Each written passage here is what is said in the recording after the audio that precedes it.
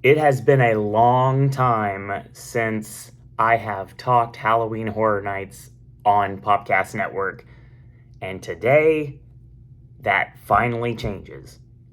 Now, why did it change? Well, obviously, the way that it normally changes is something happened. Well, something did happen, and I'm sure if you're reading the title of this video, you would know that something major finally happened. And that's the fact that it took 10 years, but I started updating Talking Halloween Horror Nights Orlando in 2013. Halloween Horror Nights 23, my second official year of the event. And then as the years progressed, I started talking about Hollywood's event, and I started to get really enthralled with Hollywood's event. I watched a lot of the videos from various mazes of the past, and I tried to critique them based on the video, knowing that if I ever had the chance to go to Hollywood, I would be able to finally do a video like this. Well, as you can see, given circumstances went the way they did this year, I was able to finally see Universal Studios Hollywood Halloween Horror Nights. And, I've got a lot of thoughts.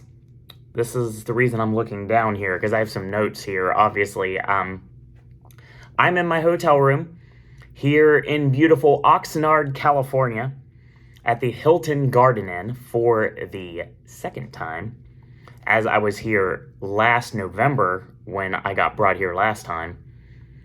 And this was always something I needed to do. This was always a place I needed to go, and this was always an event I needed to attend. But how was it to happen? How was I ever to get a SoCal haunt season, given the fact that I'm usually working? Well, again, things happened the way they did this year, and I got that opportunity, and I jumped on it. And this isn't the only video you're getting. Oh no, there's actually two more. And I'm going to be talking about the 50th anniversary of Knott's Scary Farm, as well as Six Flags Magic Mountain Fright Fest. Now, I'll shoot with you guys like I always do. It is the day I'm going to Knott's that I am having this conversation with everyone. And the reason why is because I made a mistake. Now, old YouTuber Owen would have taken plenty of video of the streets, and I would have filmed the shows and everything like that. And I just want to enjoy this. I want to drink it in. I want to have the atmosphere that everyone has without having to worry about filming anything. So yeah, I did a sip and snack video, don't get me wrong, and we'll talk about it later, and you'll see it soon enough. But at the end of the day, I just wanted to experience it. So I learned my lesson, and I'll take notes next time so I don't have to do something like this. And needless to say, I got a lot to talk about. So yeah, let's a little backstory here. So yeah, this trip to California happened on a basic whim. So my birthday happens, not the greatest, not the worst, just kind of there.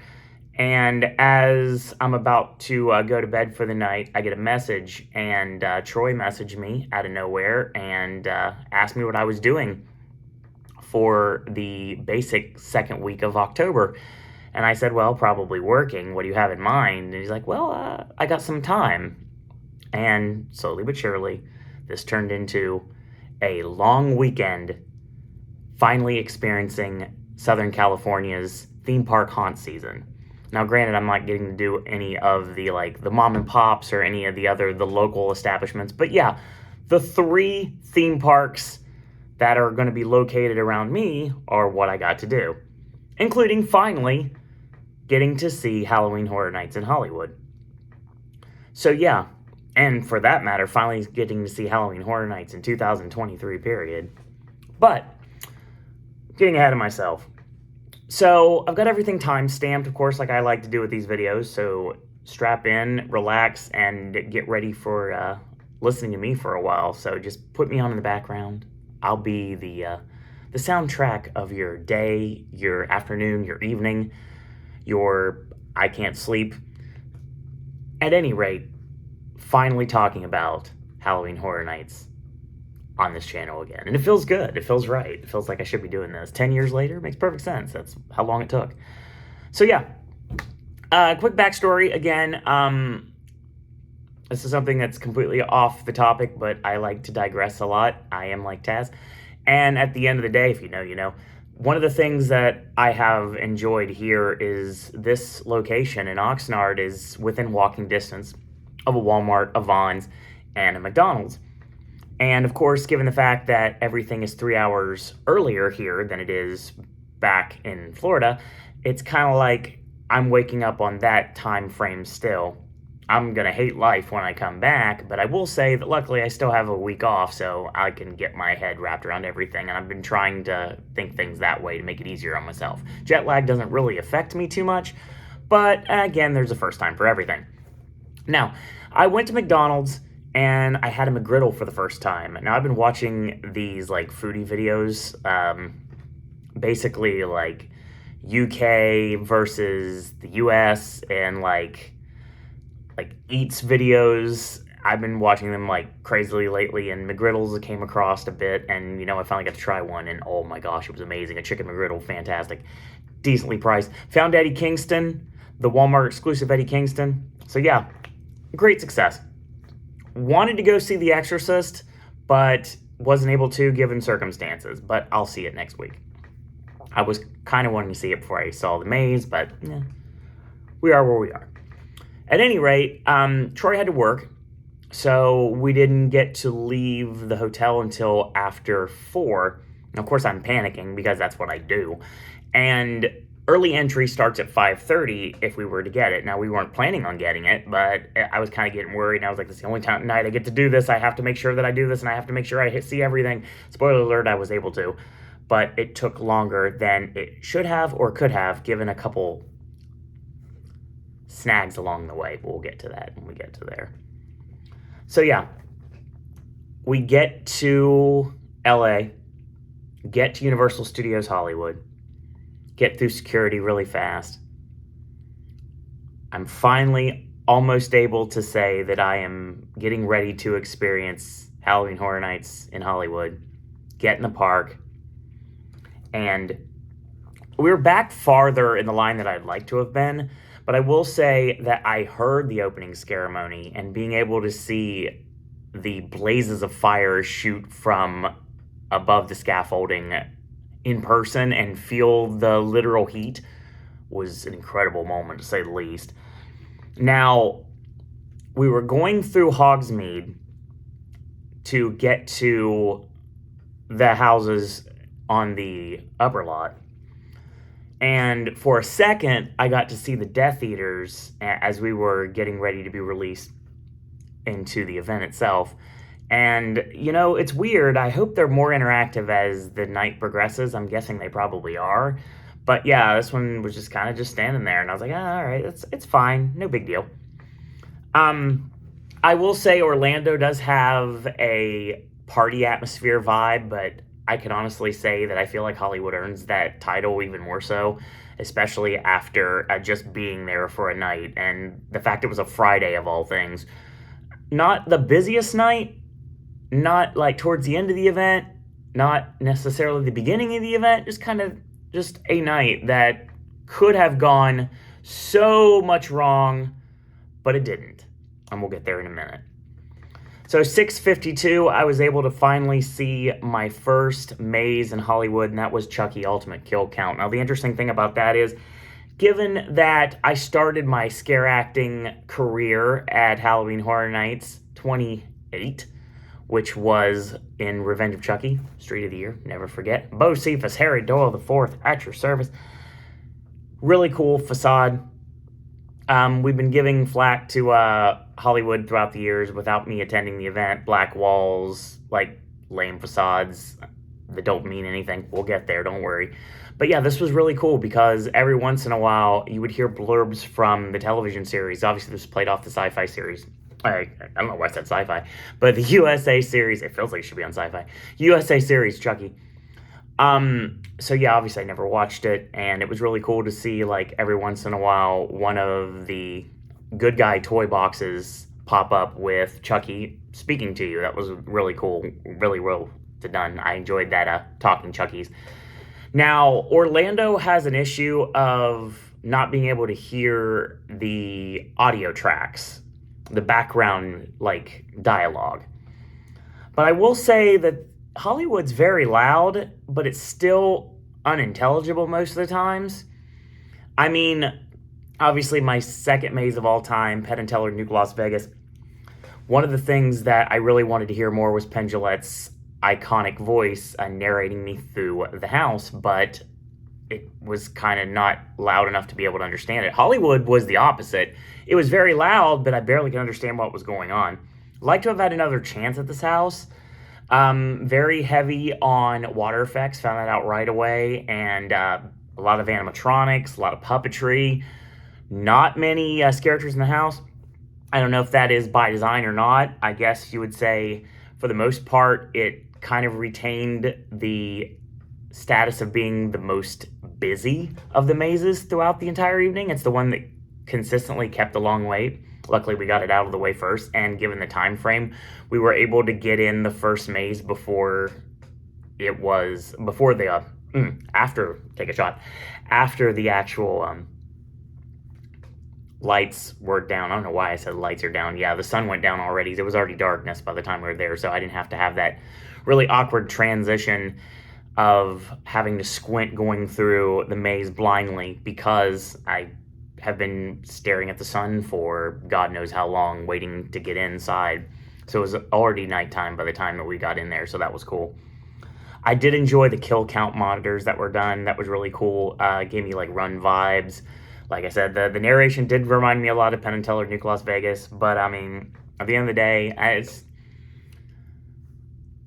fairly decent way to start off the night. But when I walked out of it, I was like, well, there wasn't that many people in there. That was interesting.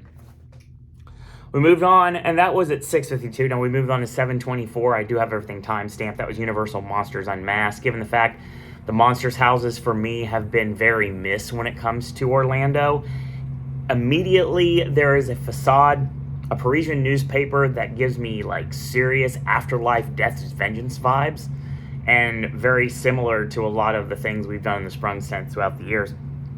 I like that, though. It actually worked really well. The Slash soundtrack was not a deterrent. It actually played really well with the vibe of everything and the visuals I was getting in front of me. I will say that Bride of Frankenstein Lives was probably the only Monsters house I've actually enjoyed. I think the rest of them have been kind of overrated. But yeah, I think I have a new one to add to the list here. Actually, I can guarantee you I do, given the fact that Universal Monsters was my first house ever, Halloween Horror Nights 22. And of course, that was on my birthday. That video exists on this channel. I will say last year was more Wolfman-centric. This one was more about the Phantom, and I'm sure John was very happy when that happened. Lots of great shout-outs to the Hunchback of Notre Dame, as well as Dr. Jekyll and Mr. Hyde. I love the transition scene there, as well as the Invisible Man. So that was really cool.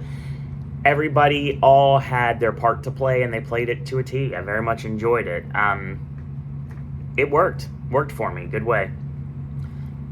Moved on to the Waterworld venue and the Purge Dangerous Waters at 7:51. Now, Waterworld, to me, is the best non-Bill and Ted theme park show that I have seen as of this moment. And because I'm watching The Hanging tonight, which I'm super excited for. And by the time you get to see this video, you already know my thoughts on The Hanging. It's probably in a playlist after we get there. But I will say, at this point, it had a lot to live up to. Slaughter World, very popular throughout the years, and this is basically kind of like an homage to Slaughter World, basically going back to the old school version of Slaughter World, and obviously replacing the Jabberwockies, which Discount Hollywood Undead done the party, hopefully never to return. Needless to say, this actually works really well. I would call the entrance music, as we're preparing, the anti-Bill and Ted soundtrack, because it was nothing but like the dubstep, the EDM, a lot of 808s, and a lot of loud booming music. Kind of reminded me of like a SeaWorld nighttime show, kind of like the summer night shows. Very much in tune with that. Obviously the laser lights and everything probably played into my mindset on that as well. I will say that at the end of the day, it's extremely chaotic. It's a great story to follow, and The Purge is a fantastic IP for this venue. I really think that they struck gold by utilizing The Purge as their selling point to use the Waterworld props to actually work the best they can. I love all of the various things about The Purge. The fact that it's done well as a maze, it's done well as a street, and now it's done well as a show. So yeah, The Purge has been something that I've enjoyed as a concept, and I think it works really well for the event itself. I will say it was really cool because the hanging at Not Scary Farm uses a lot of the blood squibs. It's really cool the way that when you obviously when they're having their choreographed fight sequences, which I enjoy very much, I will say those stunts are really cool to see, especially when they use the blood squibs. And basically when you punch someone or if you use a weapon on somebody and in a very dastardly manner, they pop the blood squib, and it looks really cool to see the blood fly out, even though that we are very far away from the stage, given the fact that it is Waterworld's venue after all. Something I would love to have seen again, and I wish I could have seen again. If there was a time, I probably would have. 828 took us to Monstros, which is the Monsters of Latin America. I would say the facade very reminiscent of La Llorona, and this character outside gave me that vibe as well. Extremely intense. Midway through, got some serious Ghost Town vibes. That was cool. Everybody loves to put over how great Scarecrow is in Orlando, and I know he did really well in Hollywood last year. But I will say right now, this maze was, to me, what Scarecrow was to most others. Very intense, scares around every corner, a lot of really cool characters that you see throughout the entire maze. And I love the extension scare zone of El Terror de las Momias. It was a great way to cap off everything. I very much enjoyed this. I did not think I would enjoy it as much. I know that IPs are the bread and butter of Hollywood, and when John Murdy gets to design something original, he shoots for the stars, given the fact that we have Not Scary Farm here. So there's a lot to live up to when it comes to original properties. But yeah, I think this house worked really well. 907, we do the Terror Tram. So Exterminator's a very successful street from a few years back. The character of Larry Larva, I very much enjoyed him, and he's everywhere here, actually. It was really cool to actually take the tram to the back lot and being able to walk on the iconic back lot, to walk on the War of the Worlds set. I thought that was really cool. I will say right now, felt like old school Horror Nights. There was a lot of things like the video concept. It was really cool because one of the first people you see is a Strickland, which is interesting because obviously the Orlando one in me would think that that's a shout out, because obviously when you think Strickland, you think Orlando. And obviously, speaking of Run, we'll talk about that again. But yeah, this would have felt really well fitting in the old school days of Halloween Horror Nights, and I love the character as well. And it worked as a good concept for the Terror Tram. Walking by the Bates Motel with all the bugs everywhere, I thought that was cool. Gave me like Motel Hell vibes from Busch Gardens Hallow Scream a couple years ago. That was really cool. A lot of intensity. A lot of this characters really going at you. I really enjoyed that. That was really well done. And the bugs actually being the human killers, I thought that was cool. Swooge.com. That's right. So Judge Doom has the dip, and Larry Larva has the swooge, which people cannot resist. So yeah, it's very interesting and very intriguing. I'm very curious to see where we go with the Terror Tram moving forward. I will say, to get to walk by the Psycho House, did not get to get the photo with Norman Bates. I didn't get as many photos as I'd like to, honestly. As you can see, there's probably not that many that are out there, because I just wanted to experience everything, just wanted to drink everything in, and I feel like I was able to do that. I will say that there was a spider area that was exceedingly basic, but it actually played really well with the vibes of everything that was going down in front of us. Obviously, I love Nope, and being able to drive through Jupiter's Claim last year on the Backlot Tour, being able to actually walk past it and walk past the Tethered, that was really cool. A lot of really good intensity there, and a lot of misdirection. I enjoyed that greatly. As someone who has used the statue scare to his advantage many times, especially in the streets, I will say that everybody really had their working boots on. Not as many people in the streets as I thought there would be, actually. I thought there'd be a lot more characters, but I guess that's kind of a theme this year in every way possible. I will say that it was a cool atmosphere, great vibes, and at the very end, you got to see Santa Claus. David Harbour's character from Violent Night as a weird photo opportunity at the very end of the Terror Tram. Strange. I'm starting to freak out because I'm seeing the wait times are starting to balloon up to the triple-digit marks, and it looks like Stranger Things, Last of Us, and Exorcist are going to be problematic. And then out of nowhere, we were traveling with Eric, and all of a sudden Eric just comes to the rescue with an express pass. So yeah, we got to do The Last of Us at 9:59. Obviously, Orlando has not gone to the video game well since Resident Evil, Escape from Raccoon City, which is a very underrated house I very much enjoyed.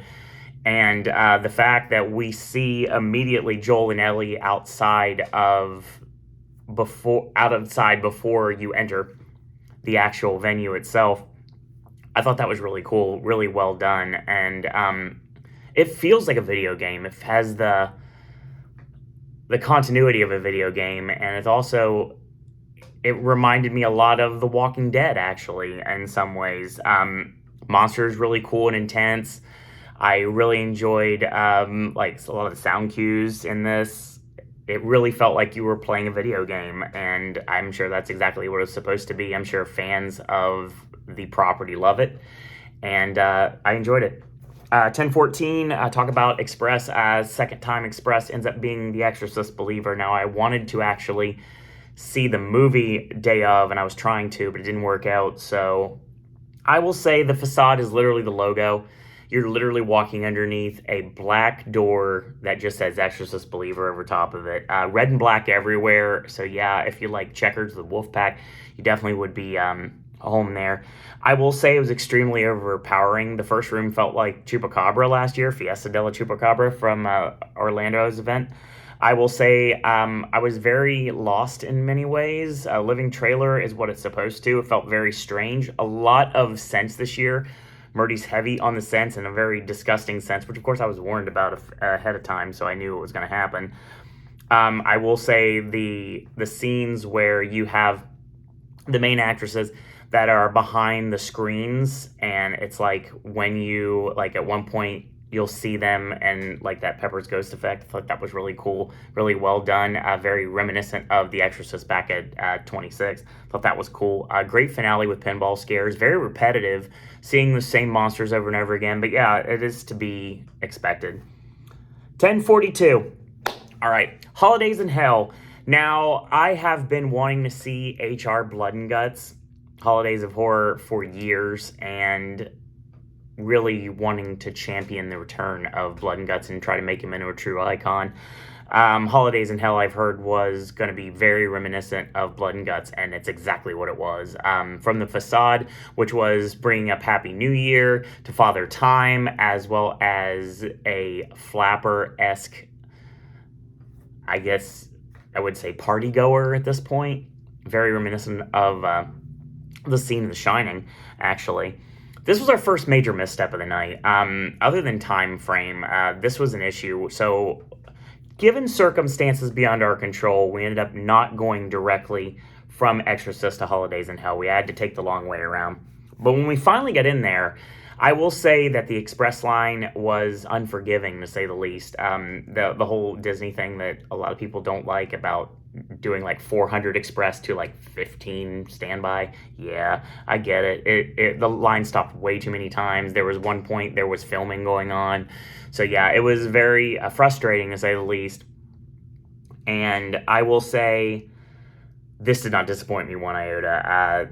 Everything was great. I love the great usage of the holidays. St. Patrick's Day was great. A shout out to the Leprechaun. That was amazing. I loved how July 4th was done. That was done really well. Halloween was really cool, including the what's real, what's not scene, which was done well with pumpkins. I really enjoyed that. And Christmas was a great way to cap it off. Very reminiscent of how a lot of people saw Krampus that I never could. Yeah, this house was great, absolutely great. And yeah, we'll talk about it in a little bit when I get to my rankings at the end. So yeah, move on to Stranger Things. This was 11:53. It kept a consistent line throughout the night. I was worried we were never going to get to it. We finally did it. We used the final express pass that appeared out of nowhere from Eric to cut the line. I will say that I never watched the show. All the Stranger Things houses have been completely blind for me. I've just gone into them as houses, kind of like I did with Walking Dead and American Horror Story.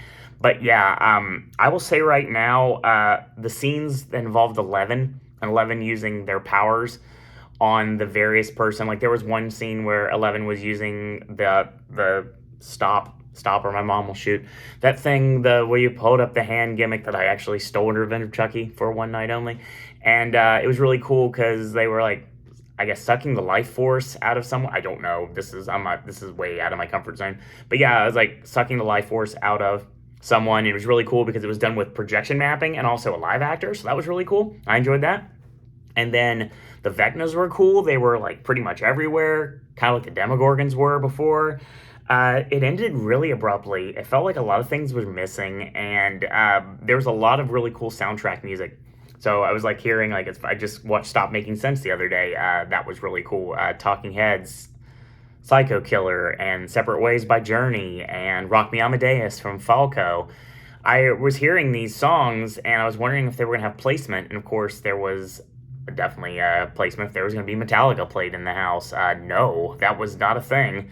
I didn't even see Eddie at all, or I wouldn't have known if I did. But I will say right now that, yeah, it was lacking, to say the least. I mean, easily, without a doubt, the biggest like disappointment, and that's from someone that doesn't watch the show. Went to Stellar Bar. That, of course, was the Weekend's bar last year, so went upstairs. Troy and Elizabeth went to go get some caffeine at the Jurassic Cafe. Me and Eric went upstairs and got some pizza fries. So yeah, I wanted to try Hollywood's version of pizza fries, sip and snack that eventually will end up on this video. This was at 12:09 in the AM.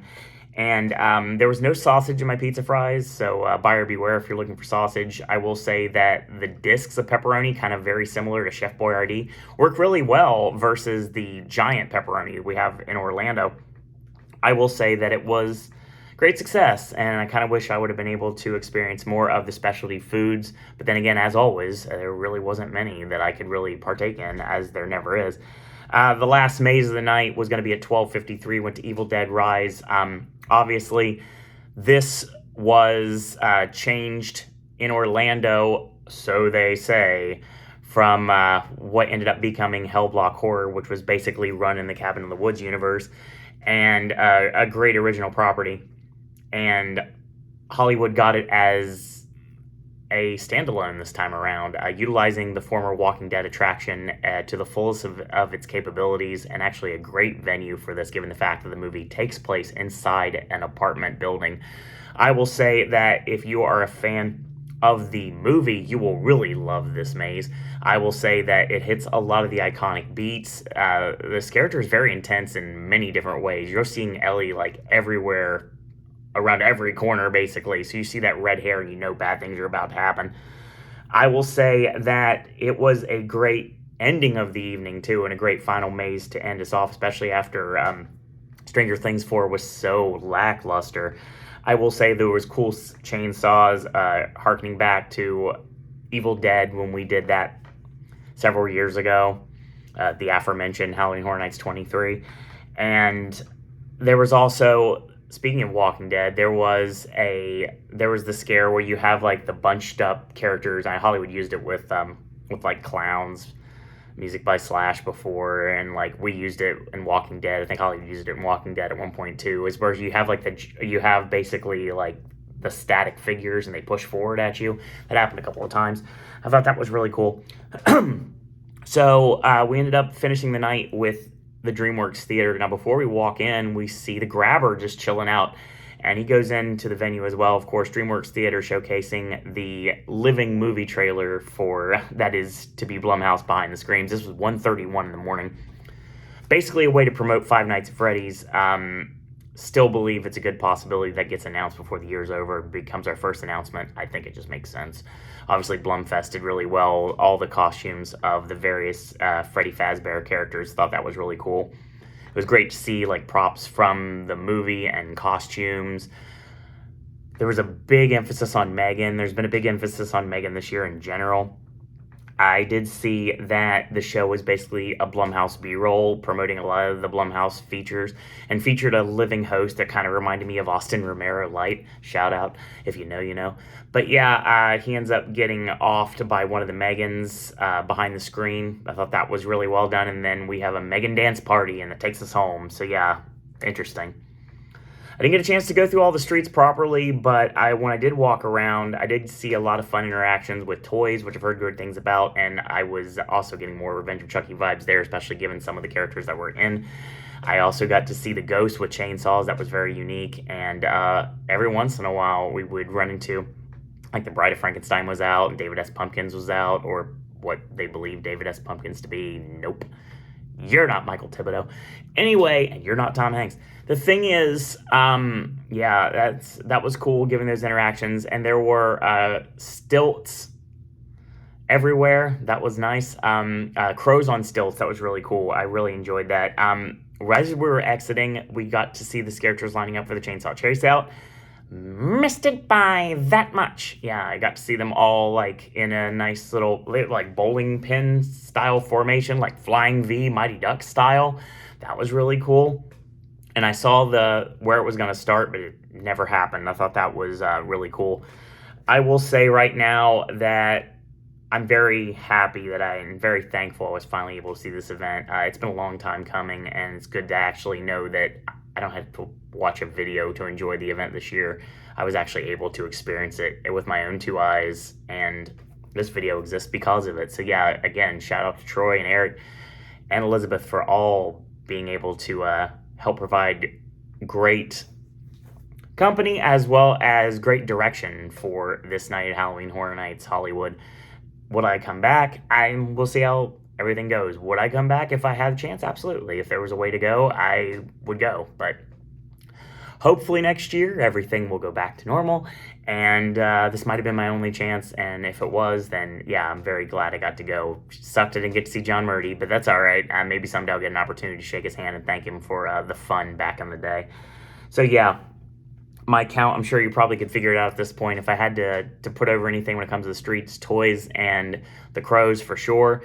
My number 8 is Stranger Things 4. Like I said before, it was the only maze that I can say I honestly did not like. The 11 stuff was cool, but that's it. Chucky Ultimate Kill Count was number 7. Too loud, but not enough like understanding what's going on. The kill screens were great, not enough characters. Number 6, Exorcist Believer. A lot of repetition. It was fine for what it was. I guess we'll see what happens if it's going to be another Dracula Untold or not, or I hope not. I won't know until I see the film. Number 5 is The Last of Us. Great video game adaptation for a video game I've never watched or ever played before. Huge Resident Evil vibe, and gives somebody that really enjoyed that house. Yeah, that was cool for me. Number 4 is The Monsters of Latin America, Monsteros. I thought that was really well done, kind of like what I believe most people think of Scarecrow, that I never could. Yeah, it was really cool. Connection Scare Zone at the end, that was great. My number 3 is actually Universal Monsters Unmasked. Finally, a Monsters house I can enjoy. Very heavy on the Phantom, very heavy on the Invisible Man, and also being able to see Dr. Jekyll and the Hunchback, and there were various other scenes. The slash music wasn't overpowering, and greatly enjoyed it. And number 2 is actually going to be Evil Dead Rise. Great representation of the movie itself. If you like the movie, you'll love the maze.